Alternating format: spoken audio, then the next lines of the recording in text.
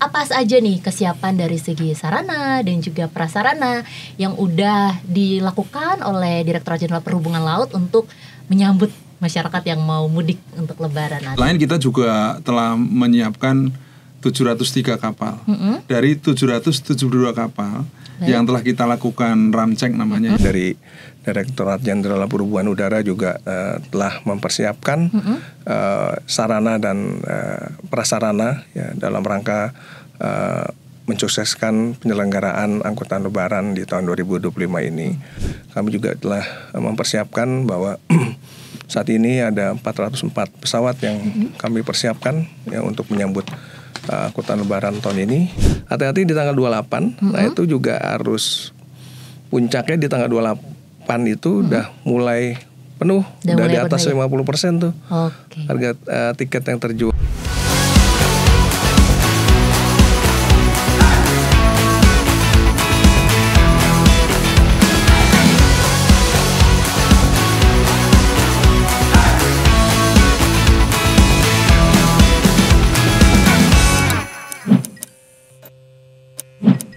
Semuanya, selamat datang di Hoop Talks, Let's Hoop and Talks barengan sama Intan Widya. Dan di episode kali ini kita masih ngelanjutin ngobrolin seputar angkutan Lebaran 2025.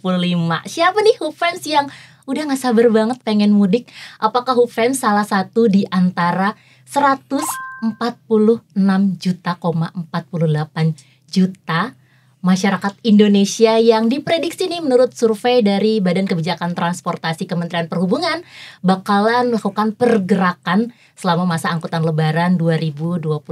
Dan apakah Hoop fans termasuk di antara orang-orang yang nanti mudiknya nih naik ke laut atau mungkin naik pesawat? Nah, untuk menjawab hal tersebut, Kementerian Perhubungan udah menyiapkan berbagai persiapan supaya Hoop fans bisa mudik dengan selamat, aman, dan pastinya nyaman dong. Untuk itu, di studio kita kali ini sudah kehadiran bapak-bapak. Ada dari perwakilan Direktorat Jenderal Perhubungan Udara, ada Bapak Direktur Angkutan Udara, Bapak Agustinus Budi Hartono STME. Halo Bapak, boleh disapa Hoop fans-nya? Halo Hoop fans. Oke, dan ada juga perwakilan dari Direktorat Jenderal Perhubungan Laut, Direktur Lalu Lintas dan Angkutan Laut, Bapak Dr. Hartanto MH, MAre. Silakan disapa Pak. Halo Hoop fans. Kali ini kita bakal ngobrol-ngobrol seputar persiapan mudik angkutan Lebaran. Jadi untuk masyarakat nih, untuk masyarakat Indonesia, untuk Hoop fans yang mau naik pesawat atau mau naik kapal laut, pastikan ini butuh juga persiapan ya. Nah, kalau mungkin dari Pak Hartanto dulu untuk angkutan laut. Apa saja nih kesiapan dari segi sarana dan juga prasarana yang udah dilakukan oleh Direktorat Jenderal Perhubungan Laut untuk menyambut masyarakat yang mau mudik untuk Lebaran nanti? Boleh langsung diceritakan Ya, Pak. terima kasih Mbak Intan. Prinsip laut sekarang sudah siap ya untuk melayani masyarakat. Siap, oke. Sehingga anglep tahun 2025 ini betul-betul bisa lancar. Kita kebetulan memiliki 264 pelabuhan pantau nanti itu yang akan di seluruh Indonesia di seluruh Indonesia. Baik. Dan terhubung secara digital melalui Napornet ya. Di sisi lain kita juga telah menyiapkan 703 kapal dari 772 kapal yang telah kita lakukan ramcek namanya ya. Kita cek betul kesiapannya terhadap keselamatannya, keamanannya, kenyamanannya. Ternyata 703 kapal lah yang telah lulus untuk kita lakukan ramcek. Kemudian untuk pelabuhan tentu saja, terminal dan sebagainya kita kerjasama dengan seluruh operator. Karena tentu kita menggandeng Pelindo sebagai operator di pelabuhan ya. Dan juga tentu kita mengajak seluruh operator yang mendukung untuk semua siap untuk melayani pemudik yang biasanya memang akan cukup lumayan harus kita berikan fokus atau perhatian khusus untuk hal ini. Intinya bahwa dari kapalnya kita siap, kemudian dari sarana yang lain termasuk pelabuhan dan juga terminal kita siap, kemudian regulasi juga demikian. Pak Dirjen telah mengeluarkan beberapa peraturan termasuk diantaranya ada IM nomor 1 tahun 2025 terkait dengan ramcek tadi. Kemudian juga tentu ada aturan-aturan yang lain yang mendukung untuk terus kita fungsikan sebagai bentuk dukungan agar kelancaran anglep ini betul-betul tercapai. Baik, jadi kalau misalnya Indonesia itu kan luas banget ya Pak, pulau-pulaunya banyak, Jadi pelabuhan dan kapal laut ini jadi penting banget ya Sangat untuk mudik, penting. karena mudiknya nggak cuma lewat tol ya. Yes. Kayak orang-orang Jakarta kan tol aja gitu ya yang dipikirin. Tapi teman-teman kita yang ada di seluruh Indonesia ini juga perlu dipersiapkan angkutannya dan juga pelabuhannya supaya bisa mudik naik kapal laut. Nah, kalau udara nih Pak, teman-teman yang naik pesawat nih, bagaimana kesiapan dari sarana juga prasarananya untuk angkutan udara? Seperti apa Pak? Baik Mbak Intan, terima kasih. Jadi sama seperti tadi sudah disampaikan oleh Pak Hartanto, bahwa kami dari Direktorat Jenderal Perhubungan Udara juga telah mempersiapkan sarana dan prasarana ya, dalam rangka mensukseskan penyelenggaraan angkutan lebaran di tahun 2025 ini. Kami juga telah melakukan pengawasan dan juga monitoring kepada seluruh bandar udara di seluruh Indonesia. Kalau kami memiliki sekitar 250 tujuan bandar udara. Ya. Tapi nanti yang akan kami lakukan monitoringnya hanya sekitar 60 bandara, karena dari 60 bandara yang akan kami lakukan monitoring itu mewakili sekitar 95% dari total penumpang jumlahnya gitu. Dan selain itu juga kami juga melakukan pengawasan juga kepada pelayanan navigasi penerbangan. Ya, kita bisa pastikan bahwa semua peralatan pendukung di pelayanan navigasi itu juga bisa berfungsi dengan baik. Ya, untuk teman-teman yang bertugas di tower di ATC itu juga kita bisa pastikan bahwa peralatan yang dipergunakan, bukan hanya peralatan, juga personelnya juga sudah siap untuk bisa mensukseskan pelanggaran angkutan udara. Selain itu juga pesawat udaranya tentunya kami juga telah mempersiapkan bahwa saat ini ada 404 pesawat yang kami persiapkan ya untuk menyambut angkutan lebaran tahun ini ya. Dan sama dengan Pak Hartanto sampaikan bahwa kami juga telah melakukan ramcek ya. Mungkin kemarin di sekitar pertengahan di awal bulan Maret ini perkirakan sekitar sudah 68% yang kita lakukan ramcek terhadap pesawat tersebut. Dan kami pastikan bahwa semua fasilitas baik itu di bandara, navigasi penerbangan dan juga pesawat udara itu juga bisa dipakai nanti ya untuk bisa menjamin keselamatan, keamanan dan kenyamanan selama periode angkutan lebaran tahun ini. Baik. Jadi sebenarnya karena mudik ini hajatan besar ya Pak ya. Jadi semuanya dipastikan siap gitu. Tapi ini menarik nih Pak, kan ini kan ada lonjakan ada prediksi lonjakan penumpang gitu ya. Kalau dari sisi pesawat, apakah ada extra flight tambahan nggak nih? Karena kan kita mengantisipasi penumpang gitu Pak, kira-kira. Ya Mbak Intan, kalau kami dari Direktorat Jenderal Perhubungan Udara pada periode-periode hari raya keagamaan, yang baik itu Nataru maupun di Lebaran, itu kami pasti akan persiapkan untuk extra flight-nya. Untuk tahun ini kami sudah persiapkan sekitar 270-an extra flight untuk penerbangan domestik maupun internasional. Oke, nah kalau sekarang kita pindah dulu ke Pak Hartanto. Tadi kan di episode sebelumnya kita sudah banyak berbincang dari sisi darat ya Pak ya. Ada terkait kita kebijakan surat keputusan bersama, mengeluarkan surat keputusan bersama yang dimana salah satunya yang menandatangani surat tersebut adalah dari Direktorat Jenderal Perhubungan Laut, yaitu Pak Dirjen ya Pak. Nah, apakah peran dari Dirjen Perhubungan Laut atau Direktorat Jenderal Perhubungan Laut Pak terkait dengan SKB ini, mungkin bisa dijelaskan? Ya Mbak Intan, prinsip transportasi kita ini kan tentu saling terhubung ya, antara darat, laut, udara, kereta api, semua terintegrasi sebetulnya. Nah sebagai contoh seperti di penyeberangan, let's say Merak Bakauni gitu ya, dari darat dia akan melalui laut kembali ke darat. Nah tentu dibutuhkan satu keputusan bersama atau kesepakatan supaya pengaturannya lebih terkoordinir kan gitu ya. Jadi contohnya kalau arus selalu lintas dari darat itu sudah begitu ramainya, tentu pelabuhan juga harus siap. Jangan sampai mereka dari darat ramai, lautnya nggak siap kan. Atau kebalikan nih, lautnya udah ramai banget, darat sana tentunya harus di stop dulu lah, sementara masuk ke rest area misalnya gitu ya. Jadi artinya peran dari Dirjen Perhubungan Laut ya bagaimana kita untuk bisa bersinergi dengan teman-teman darat atau udara juga bahkan supaya arusnya bisa terkontrol sehingga volume yang ada di pelabuhan akan kita sesuaikan dengan volume yang ada di daratan juga supaya tidak terjadi satu crowded situation yang menjadikan operasional di pelabuhan juga akan tidak lancar. Begitu juga dengan darat kan gitu ya. Artinya bahwa kita semua punya peran masing-masing sesuai dengan tugas di darat, laut maupun udara tentu saja atau kereta api ya. Ini terkoneksi lah. Sehingga kolaborasi melalui SKB ini sangat penting dan peran dari masing-masing dirjen tentu akan coba menyampaikan satu kondisi di lapangan, volume-volume yang perlu disampaikan sehingga ada satu kondisi yang menjadikan antar moda lancar kira-kira. Oke. Dan mungkin Hope Fans perlu tahu kalau dalam SKB tersebut kita ada pengaturan di 2 titik krusial pelabuhan paling penting ya Pak. Yes. Yaitu di Merak Bakauheni dan juga di Ketapang dan Gilimanuk. Nah, mengingat ya Pak ya nanti Lebaran ini kan ada juga bertepatan dengan Hari Raya Nyepi. Iya.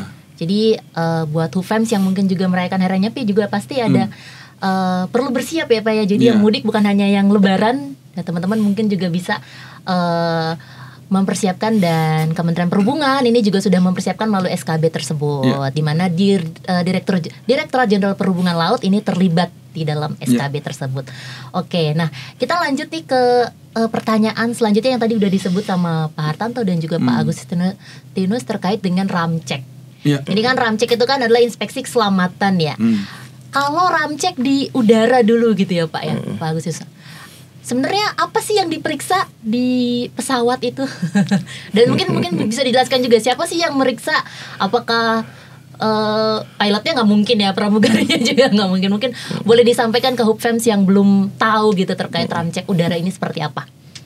Baik Mbak, jadi kalau ramcek di Direktorat Jenderal Perhubungan Udara ya kami lakukan pemeriksaannya itu fisiknya memang ke pesawat udara ya, artinya kami ada checklist ya buat inspektur yang melaksanakan tugas ramcek tersebut. Jadi inspektur yang melaksanakan itu inspektur yang ada di Direktorat Jenderal Perhubungan Udara, dalam hal ini yang ada di Direktorat Kelaikan Udara dan Pengoperasian Pesawat Udara, dan juga inspektur kelaikan udara yang ada di seluruh kantor otoritas bandara wilayah 1 sampai 10. Itu mereka yang boleh berhak melakukan ramcek. Apa saja sekarang yang diperiksa ya pada saat ramcek tersebut? Ya kembali lagi yang diperiksa ya satu ya dari sisi eksterior dan juga interior pesawat. Eksteriornya seperti mesin pesawat, terus landing gear, terus juga remnya, brake-nya yang kita cek juga gitu ya. Nah terus juga kita lihat juga apakah di wing-nya itu ada kebocoran fuel atau tidak. Nah hal-hal seperti itu yang kita lihat untuk di eksterior. Nah untuk di interior ya kita pastikan bahwa semua peralatan untuk safety di dalam pesawat itu juga masih berlaku masa berlakunya. Seperti misalnya life vest ya kan. Nah, itu juga kita cek masa berlakunya masih valid atau tidak gitu. Misalnya fire extinguisher juga kita cek. Nah selain itu juga biasanya inspektor yang akan melakukan ramcek itu dia memeriksa license daripada kru. Jadi license-nya pilotnya dan juga pramugarinya dan engineer-nya juga. Jadi kita cek semua kesiapannya bukan hanya dari pesawat udaranya saja, tapi juga dengan SDM-nya. Jadi SDM-nya juga kita cek juga untuk kelengkapan license-nya. Baik. Kalau dari laut Pak, ada perbedaan nggak Pak dengan pesawat? Iya, sebetulnya mirip ya. Kalau tadi Pak Agus bilang dari pesawatnya dicek ya kita sama. Kapalnya juga kita cek dari segi alat keselamatannya, segi alat navigasinya. Kemudian juga kita melakukan pengecekan SDM-nya atau kru kapalnya ya.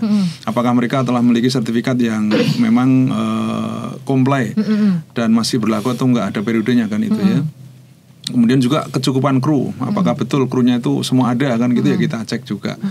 Nah kalau di udara tadi kan yang melakukan juga inspektur gitu ya. Kita sama kok, cuman kita sering disebut dengan MI atau Marine Inspector. Nah setiap pelabuhan tuh kita punya MI gitu, sehingga ketika kapal masuk ke satu pelabuhan, lalu kita akan lakukan cek untuk RAM-nya nih, RAM cek. Nah, khusus untuk Lebaran ini tentu saja ya kita akan lebih fokus lagi karena memang perhelatan yang cukup besar ini harus kita pastikan semua kapal itu bisa kita cek dan hasilnya tentu harus pasti selamat, memastikan untuk selamat, kemudian aman dan juga nyaman. Baik. Kenyamanan juga harus kita cek sebagai contoh apakah betul kamar-kamarnya, kemudian fasilitas-fasilitas yang ada di situ membuat penumpang nyaman. Sebab dari kenyamanan itu maka keselamatan juga akan tercipta. Baik. Bayangkan kalau di kapal nggak nyaman kan bisa jadi keributan, akhirnya nggak bisa keselamatan. Intinya kita lakukan cek itu untuk menjamin keselamatan, keamanan dan kenyamanan. Kalau itu kan sebenarnya dari faktor-faktor yang ini ya bisa dikendalikan gitu ya Pak. Nah, ada nih faktor-faktor di luar kendali kita sebagai manusia. Misalnya faktor bencana atau mengingat ya bencana alam gitu ya. Kok bencana. Jadi BMKG sudah memperingatkan ya Pak. Jadi selama angkutan Lebaran ini ada titik-titik cuaca yang mungkin bisa jadi penghambat dalam proses mudik atau balik nanti. Nah, dari angkutan udara dulu mungkin ya Pak.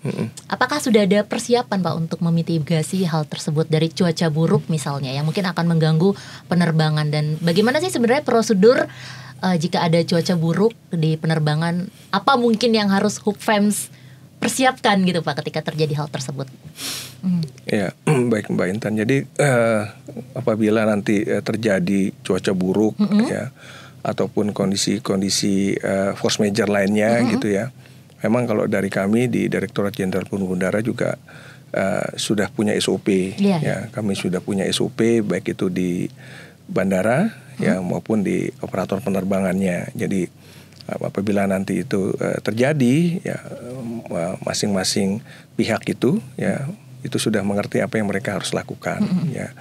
Nah, apabila nanti pun ternyata itu terjadi cuaca buruk ataupun terjadi force majeure lainnya ya memang pastinya itu utamanya dari teman-teman ATC ini yang akan menginformasikan dulu. Ini cuacanya sangat buruk gitu ya. Selain memang sebenarnya tadi sudah disampaikan para pilot ini sebenarnya juga sudah memiliki data dari BMKG. Seperti apa sih cuaca yang akan dihadapi pada saat mereka ini akan terbang gitu kan ke suatu tempat gitu. Itu sebenarnya mereka sudah terinfo dengan baik ya. Dan apabila memang pada saat itu memang cuacanya sudah sangat tidak memungkinkan untuk terbang ya pasti akan ditunda penerbangannya ya. Nah, kalau ditunda ya berarti ya tinggal dikoordinasikan sama bandara nih kan gitu ya. Ini ada penundaan penerbangan. Ya paling tidak memang harus diinformasikan nih ke penumpang dengan baik gitu loh. Ini penundaan penerbangan karena disebabkan karena apa? Ya kan? Karena memang cuaca. Dan kalau memang karena cuaca, memang di peraturannya ya itu di PM 89 itu yaitu memang tentang daily management itu ya, memang tidak ada kompensasi yang harus diberikan oleh operator penerbangan. Tapi kami juga menghimbau kepada pengelola bandar udara ataupun juga dengan operator penerbangan. Apabila memang terlalu lama delay penerbangan itu karena faktor yang sebenarnya tidak harus diberikan kompensasi, ya adalah mungkin diberikan air minum lah atau apa gitu yang bisa memang membuat penumpang itu juga lebih nyaman lah kalau walaupun mereka tertunda penerbangannya. Baik. Jadi kalau dari segi penumpang juga harusnya paham ya Pak ya. Harusnya begitu. Jadi kalau misalnya delay, wah cuacanya memang buruk demi keselamatan ya Pak ya, karena ini kan jangan dipaksakan gitu. Jadi disabar gitu ya, berdoa betul. Semoga cuacanya jadi cerah dan semoga pas Hubfems mudik juga cuacanya aman aja ya Pak ya. Amin, jadi bisa terbang dengan selamat. Kalau di laut bagaimana Pak prosedurnya ketika ada cuaca buruk biasanya Pak? Iya, jadi kalau untuk cuaca buruk kita koordinasi dengan BMKG ya. BMKG telah menyampaikan ke kami ombak yang akan terjadi pada periode Maret-April itu sekitar 1,25 sampai 2,5 meter. Di seluruh perairan Indonesia? Iya, secara umum. Itu bisa terjadi di perairan barat Aceh hingga Lampung, Samudra Hindia Barat Sumatera, perairan selatan Jawa hingga NTT, kemudian Samudra Hindia Selatan Jawa hingga NTT, dan juga sampai di perairan Bitung.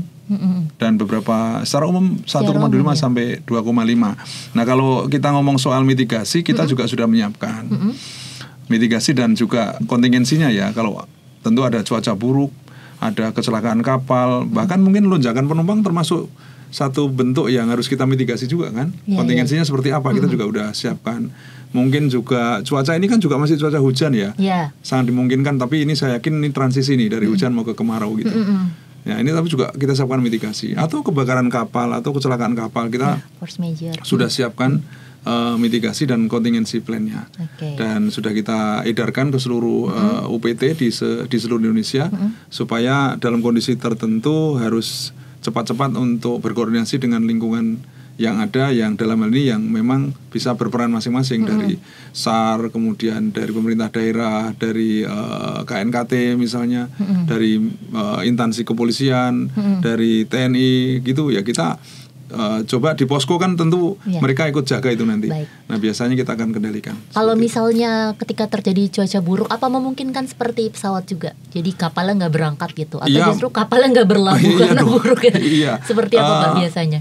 Kalau ombaknya terlalu tinggi atau angin terlalu tidak bersahabat ya, kekuasaan itu kita serahkan kepada kepala otoritas pelabuhan. Oh gitu. Di sah bandarnya lah yang harus mengambil alih. Mengambil keputusan. Iya. Jadi seluruh kepala UPT dalam ini mau kepala kantor kesah bandaran dan otoritas pelabuhan maupun KUPP ya, mereka harus berani mengambil sikap kalau memang kita yakin ini tidak aman ya jangan diberangkatkan kapal itu. Selamat, aman, nyaman. Jadi patuhi aja ya peraturan dan juga himbauan dari petugas ketika cuaca buruk terutama. Nah, ini sekarang kita pindah lagi ke Pak Agustinus nih Pak. Ini kan pesawat ini kan merupakan salah satu angkutan yang biayanya relatif tinggi ya Pak, bisa dibilang gitu.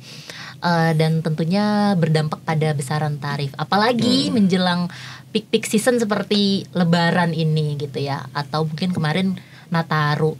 Nah, pemerintah sendiri kan sudah melakukan kebijakan ya terkait dengan penurunan tarif tiket pesawat untuk periode angkutan Lebaran. Mungkin boleh dijelaskan Pak Agustin supaya masyarakat semakin tahu nih kira-kira apa saja sih kebijakan dari penurunan tarif tiket pesawat tersebut. Ya, jadi pemerintah pada penyelenggaraan angkutan Lebaran udara ya di tahun 2025 ini memang melaksanakan kebijakan ya, penurunan harga tiket pesawat yang mungkin telah kita ketahui bersama bahwa ada penurunan itu sekitar 13 sampai dengan 14% ya. Memang kami waktu itu menghitungnya itu dari tarif batas atas untuk penurunan tarif tiket tersebut ya. Tapi memang ada beberapa komponen yang mempengaruhi penurunan dari harga tiket tersebut ya. Satu yang ada di pelayanan di bandara seperti PJP 2U, PJP 4U itu diturunkan atau dapat diskon 50% gitu ya. Selain itu juga FS fuel surcharge yang biasanya dikenakan oleh operator penerbangan ya untuk pesawat jet yang tadinya diberlakukan 10% itu akhirnya didiskon bisa hanya 2%. Terus untuk pesawat propeller yang tadinya 25% itu juga akhirnya diturunkan didiskon jadi 20%. Dan selain itu juga pemerintah juga memberikan kontribusi ya dalam hal ini oleh Kementerian Keuangan memberikan diskon PPN ya. Itu sebesar 6%, jadi hanya ditanggung oleh pengguna jasa itu hanya 5%. Dan selain itu juga ada komponen lain ya, yaitu penurunan harga aftur ya di 37 bandara yang dikelola oleh Angkasa Pura Indonesia. Memang kepastian untuk berapa rupiahnya penurunan tersebut memang ada di dalam surat yang telah diterbitkan oleh Pertamina. Dan selain itu juga dari pihak bandara juga memberikan relaksasi untuk operasional bandaranya selama periode angkutan Lebaran tahun ini itu nanti akan beroperasi 24 jam. Jadi bukan hanya bandara tapi juga pengelola navigasi penerbangan, artinya yang dikelola oleh Airnav Indonesia itu juga akan mendukung operasional mereka itu selama 24 jika dibutuhkan. Artinya apabila nanti ada operator penerbangan membutuhkan perpanjangan waktu operasional dari bandara nama Airnav, itu akan diberikan oleh bandara maupun Airnav Indonesia. Baik, jadi sebenarnya dari penurunan tarif tiket pesawat ini ada banyak sekali komponen dan kolaborasi berbagai pihak ya untuk bisa menurunkan tarif tiket pesawat ini. Tapi sebenarnya beneran berpengaruh nggak sih Pak? Dan mungkin berapa nih diskonnya itu mungkin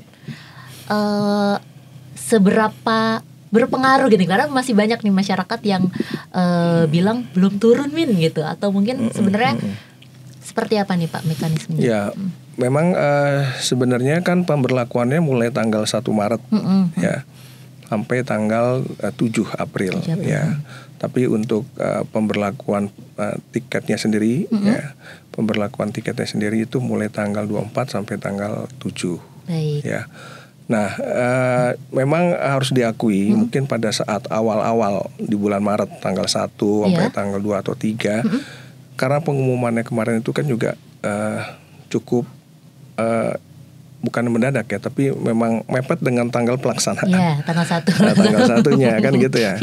Nah, ini teman-teman airline memang butuh penyesuaian sistem di tiketingnya mereka. Nah, itu yang memang kemarin mungkin kalau Hupens semua itu nyari tiket di tanggal-tanggal segitu, ya kayaknya ya memang dilihatnya memang belum ada penurunan pasti. Tapi mungkin tapi sekarang ini kami juga sudah melakukan monitoring ya. Ya memang kalau kita lihat kita bandingkan mulai tanggal sebelum tanggal 24 dan juga pada saat mulai tanggal 24 sampai tanggal 7 memang itu ternyata sebenarnya sudah ada penurunan harga tiketnya. Ya. Dan memang perlu diketahui juga bahwa ini hanya berlaku untuk penerbangan kelas ekonomi, benar ya Pak? Betul, domestik saja. Jadi internasionalnya enggak. Nah, domestik aja. Jadi kalau pulang kampungnya ke Singapura nggak masuk hitungan gitu ya. Nah, mungkin ini juga perlu diketahui oleh Hupfems ya Pak. Saat ini posisi ketersediaan tiket pesawat itu seperti apa sih Pak? Untuk sampai data terakhir ini, apakah masih banyak yang tersedia atau seperti apa? Sampai saat ini dari kapasitas seat yang disiapkan oleh operator penerbangan dalam arti kapasitas seat ini bisa kita lihat berdasarkan dari izin yang telah kita berikan juga ya. Itu sekitar 9,9 juta lah ya untuk domestik dan internasional. Untuk domestiknya sendiri sampai saat ini sudah terjual 31%. 31%. Untuk internasionalnya 48%. Baik. Ya, artinya memang sudah ada yang terjual tapi belum semuanya bisa terjual. Jadi seharusnya bisa dimanfaatkan lah oleh Hupens semuanya. Gitu. Jadi buat yang mau mudik naik pesawat masih tapi banyak. Jangan, tapi memang hati-hati di tanggal 28. Nah, itu juga harus puncaknya di tanggal 28 itu udah mulai penuh, udah di atas 50% tuh harga tiket yang terjual. Jadi ya harus melihat pintar-pintar juga lah. Kalau mau beli tiket pesawatnya dilihat gitu. Ya memang hindari di tanggal 28 udah mulai padat-padat, tapi pasti biasanya juga harga tiketnya walaupun sudah ada penurunan ya pasti di harga yang tinggi. Jadi mungkin boleh diatur lagi waktu keberangkatannya ya Pak ya, supaya bisa pulang naik pesawat gitu. Nah, kalau pesawat ini kan potongan tarif tiket ya. Tapi buat Hupfems yang mau naik kapal laut, nggak usah dipotong-potong, nggak usah didiskon, kita beri gratis ya. Cuma-cuma saja gitu ya kan Pak. Boleh dijelaskan nggak Pak nih Pak soal mudik gratis naik kapal laut nih, gimana sih yang Pak? Ditunggu-tunggu ya kan. Gratis itu sesuatu yang menarik ya. Iyalah, zaman sekarang Pak. Gratis untuk kapal laut kita kebetulan menyiapkan 48.867 pack. Waduh, banyak penumpang. Banget ya, 48.000. Kita gelar se-Indonesia di 153 ruas. 153 ruas. Di situ kira-kira ada 336 pemberangkatan kapal dari 153 ruas itu. Itu mudik aja atau mudik dan balik Pak kalau itu? Mudik dan balik. Mudik dan balik mudik ya. Dan balik. Jadi selama persediaan tiket masih ada. Pak, ini kan kalau Jakarta Semarang ya. Tahun ini rutenya sebanyak apa, Pak? Ya, dari 153 ruas ini se-Indonesia Se-Indonesia ada. sekarang bisa Intinya pulang antar kampung. pulau tentu saja ya. Baik. Yang nggak harus antar pulau sih. Contohnya seperti Jakarta Semarang pun Iya, nggak bukan antar pulau ya. Tapi yang jelas kita coba menggelar 153 ruas ini mencakup dari titik-titik yang memang sudah kita pertimbangkan ya. Di mana potensi penumpang yang cukup besar kita berikan tiket gratis lah. Untuk ruas 193 ini sudah kita pertimbangkan mana-mana yang. Jadi kalau misalnya HUFEMS mau tahu ruas-ruasnya di mana dan mau dapat juga tiket gratis kapal laut, langsung aja cek di nusantara.kemenhub.go.id. Betul. Langsung aja daftar, Segera. jangan disiat-siakan ya, apalagi bisa pulang kampung gratis ya Pak ya. Betul. Nah, ini kan ada perbedaan ya Pak sebenarnya dari tahun lalu. Iya. Dengan seluruh tiket gratis yang dijual di 153 ruas tersebut, apa sih Pak semangatnya sebenarnya untuk masyarakat Indonesia ini supaya apa gitu? Ya, jadi kalau berpengalaman di tahun lalu itu program kita hanya sekitar 40.000 ya. Itu bisa terjual 95% ke atas. Di atas 95%. Artinya antusiasme penumpang atau masyarakat terhadap tiket gratis ini kan besar. Baik. Makanya kita sekarang tambah lagi tuh menjadi 48.000 ya. Artinya dulu hanya 40, sekarang 48.000. Dan yang paling penting ruasnya itu ya Pak. Ruasnya ya. juga kita tambah. Jadi semakin banyak orang-orang Indonesia yang bisa berkesempatan ya untuk mudik naik kapal laut. Karena kan tadi yang sudah kita bilang di awal, Indonesia negara kepulauan. Yes. Masih banyak banget yang pada pengen dibutuhkan penyeberangan, betul. dibutuhkan jembatan yang bergerak ya kan. Betul. Yaitu kapal ya kan? Jadi kalau misalnya HUFEMS nih nonton ini, langsung aja dicek sekali lagi di nusantara.kemenhub.go.id untuk bisa mendapatkan tiket gratis kapal laut. Jadi ada 153 ruas dan 48.867 tiket gratis. Dan masih banyak ya Pak ya. Iya. Periodenya itu mudik balik langsung aja dicek ya. Nah, kita pindah ke pertanyaan selanjutnya. Jadi kalau misalnya mudik itu kan angkutan modanya banyak ya. Ada yang pilih tadi naik angkutan umum bus, ada yang naik kereta, ada yang naik kapal laut, ada juga yang naik pesawat. Dan masing-masing moda ini kan pasti punya karakteristik tersendiri. Mungkin Pak Agustinus dulu boleh disampaikan kira-kira apa nggak? Adakah himbauan gitu ya khusus untuk teman-teman HUFEMS yang mau mudik naik pesawat gitu ya, supaya mudiknya bisa selamat, bisa aman dan juga bisa nyaman? Ada nggak Pak? Mungkin boleh disampaikan ke HUFEMS yang sedang menyaksikan.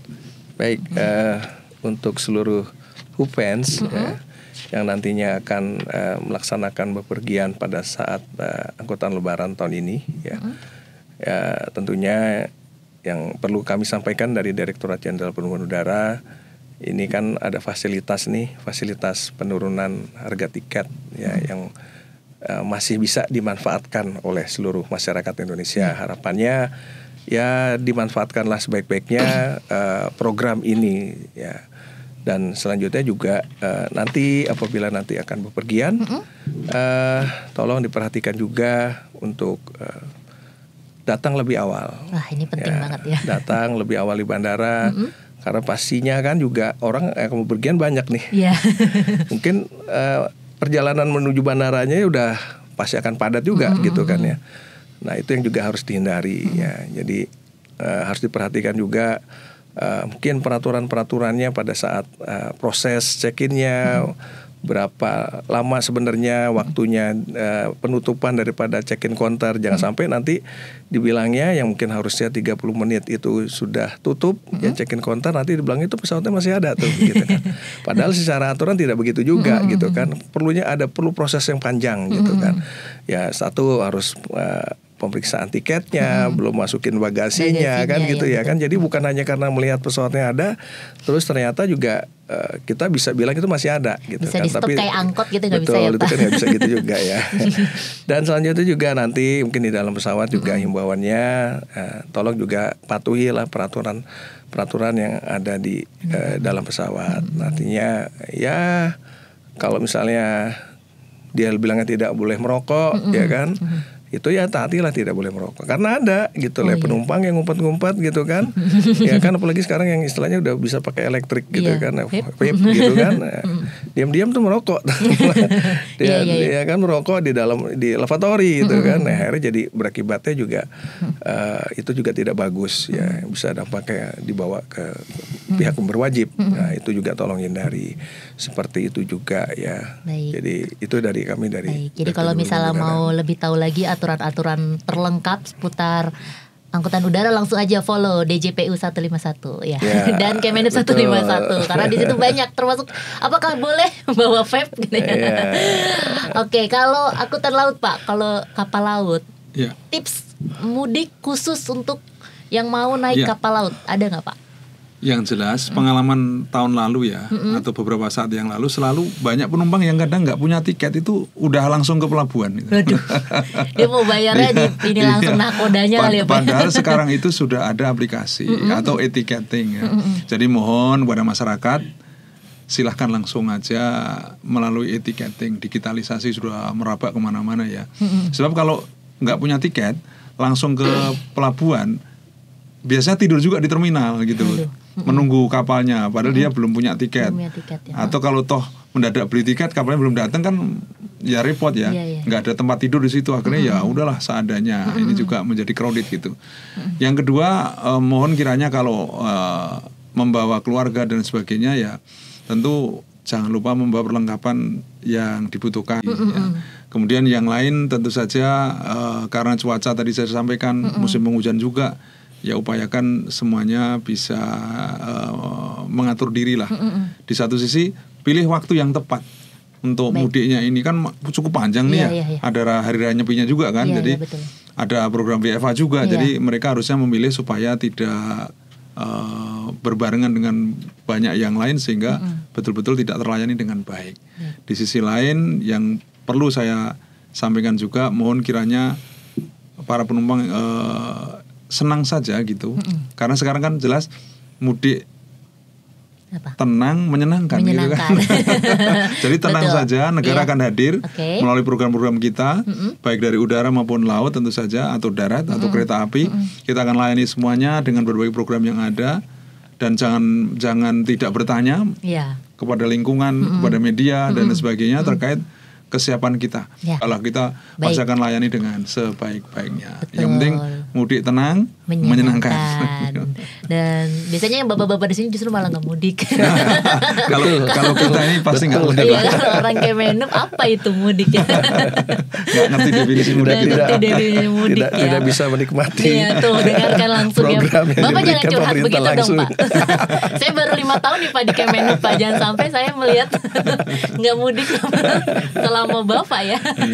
Baik, terima kasih Pak Agustinus, terima kasih Pak Hartanto untuk waktunya yang sudah menyempatkan hadir di studio Hub Talks kali ini, dan semoga angkutan lebarannya berjalan selamat, aman dan nyaman ya Pak. Mudik tenang dan menyenangkan. Dan semoga juga Hub Fams bisa kembali pulang dan balik dengan selamat, aman dan nyaman. Ada banyak hal yang telah dilakukan pemerintah Hub Fams dalam membersamai masyarakat di momen lebaran yang teramat istimewa ini. Di sektor transportasi seperti yang sudah tadi Hub Fams saksikan, Kemenhub dan juga seluruh stakeholder ini sudah menyiapkan berbagai cara, mulai dari sarana, prasarana, kemudian keselamatan, bahkan berbagai kebijakan, termasuk program-program yang akan memudahkan Hub Fams untuk mudik, yaitu ada untuk angkutan udara, ada penurunan tarif tiket pesawat, dan ada juga mudik gratis. Nggak cuma di angkutan laut, tapi ada juga di angkutan perkeretaapian dan juga di angkutan darat. Dan itu semua dilakukan supaya Hub Fams bisa mudik dengan selamat, aman, nyaman, dan tenang juga menyenangkan. Jadi selamat mudik buat Hub Fams yang akan mudik. Intan dan juga Pak Agustinus, juga Pak Hartanto pamit undur diri dari Hub Talks episode kali ini. Dan Intan pamit, assalamualaikum.